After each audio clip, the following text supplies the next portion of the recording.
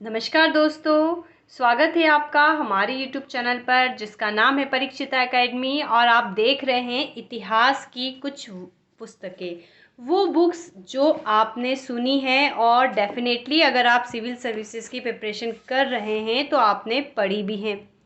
Generally जो भी toppers होते हैं यही सजेस्ट करते हैं, जैसे ये एनिशियन हिस्ट्री जो है आपकी आर एस शर्मा की है, मध्यकालीन भारत की हम बात करें और मॉडर्न हिस्ट्री की बात करें तो जनरली विपिन चंद्र और स्पेक्ट्रम हमें बताते हैं। और चूंकि हिस्ट्री में जो है आर्ट्स के बारे में भी दिया रहता है, इसलिए हम जो है इंडियन कल्चर के आर्ट एंड कल्चर के लिए नितिन सिंघानिया की बुक पढ़ते हैं।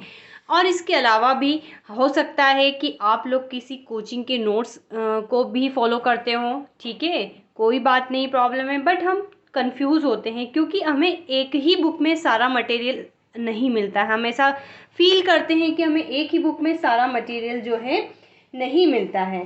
फिर उठाते हैं जब हम ल्यूसेंट, तो ल्यूसेंट में कुछ ऐसे फैक्ट होते हैं जो कुछ एक हमें लगता है कि शायद इन बुक्स में नहीं है।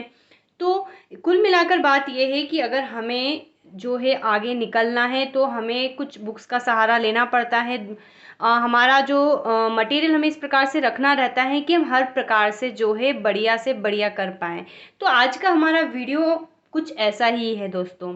हम यहाँ पर आज आपको किसी टॉपिक को एक्सप्लेन करने वाले नहीं हैं, इनफैक्ट हम यहाँ पर किसी बुक का रिव्यू करने वाले भी नहीं हैं। हम आज आपको इस वीडियो में बताएंगे कि एक्चुअल में जो हैंड रिटन नोट्स होते हैं उसको कैसे प्रिपेयर किया जाता है और या कैसे प्रिपेयर करना चाहिए। तो इसके लिए हम एक छोटा सा एग्जाम्पल लेके आए हैं। हम मध्यकालीन भारत के विषय में आज बात करने वाले हैं, ठीक है। तो जो मध्यकालीन भारत है इससे हमने एक टॉपिक उठाया है गुलाम वंश। अब गुलाम वंश के थ्रू हम आपको बताते हैं कि एक्चुअल में हमें नोट्स कैसे बनाना चाहिए। तो ये प्री के लिए हमारे लिए काफ़ी जो है बेटर जो साबित होगा। चलिए तो हम आगे बढ़ते हैं और आगे बढ़ने से पहले आपसे कहना चाहेंगे कि अगर आप हमारे इस यूट्यूब चैनल पर नए हैं तो हमारे चैनल को सब्सक्राइब करें।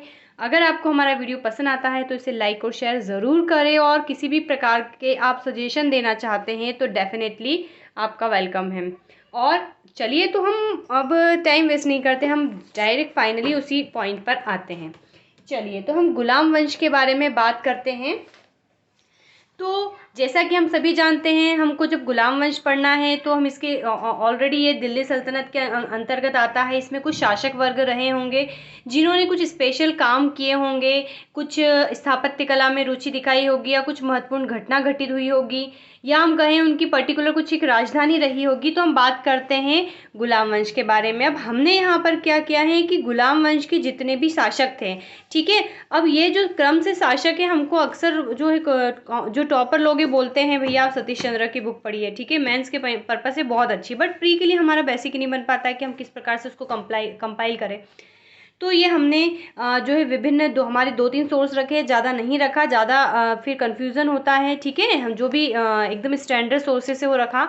और जितने भी शासक थे देखो, कुतुबुद्दीन ऐबक, ये पूरा बैक टू बैक हमने लिख दिया। कुछ लिखते हैं कि 11 ही शासक हुए थे, समूनुद्दीन जो कैमूर से लास्ट रहता है, तो सारे हमने जो है इसके लिख दिए एक फ्लो चार्ट के फॉर्म में। आप हो सकता है इसे बेहतर कर सकते हैं या ऐसे ब्रैकेट बना बना के उसको जो है लीनियरली आगे बढ़ सकते हैं। तो अब कुतुबुद्दीन ऐबक का टाइम पीरियड क्या रहा, ठीक है, हमने लिख दिया। जिसका खास है उसका लिखिए, अदरवाइज टाइम पीरियड से भी मतलब नहीं है। मेन चीज़ ये है गुलाम वंश कब से कब तक रहा, ये लिख दिया हमने। कुल मिलाकर इसने 84 वर्ष तक शासन किया है।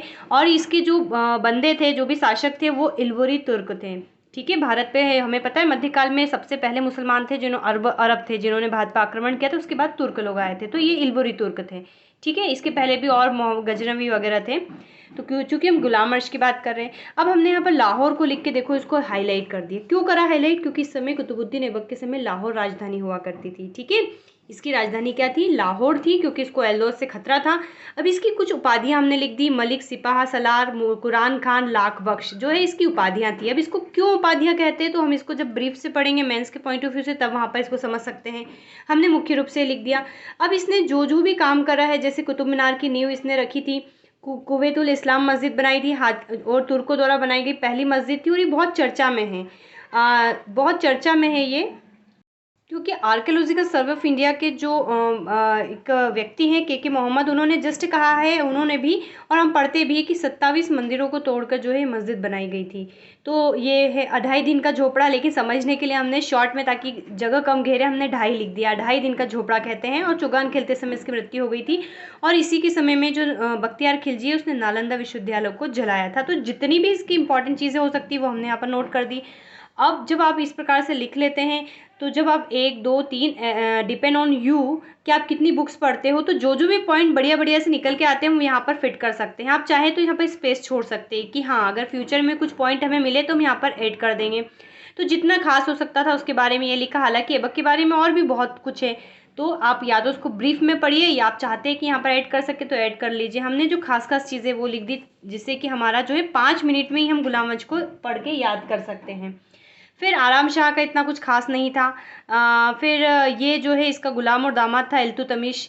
ये पहला व्यक्ति था जिसने सुल्तान की उपाधि धारण की थी, तो ये शो कर रखा। और इसी के समय जो है राजधानी लाहौर से दिल्ली आई थी, सबसे इंपॉर्टेंट है ये। तो ये बदायूं का गवर्नर था, सबसे पहले शुद्ध अरबी के सिक्के चलाए। तो जो जो भी खास है वो इस प्रकार से हमने यहाँ पर नोट कर लिया। ठीक है, इल्तुतमिश का बहुत है, इसमें हमने शो नहीं कर रखा। इसने एक जो है गुलाम चालीसा दल का गठन किया था। बहुत सारे इसने भी काम करे थे, आप वहाँ पर ऐड कर सकते हैं, जगह छोड़ सकते हैं ताकि आप बाद में ऐड कर सके, बाद में कुछ पॉइंट मिले। फिर इस प्रकार से देखिए, आप सब कुछ है, सब कुछ पढ़ के बताने की आवश्यकता नहीं है।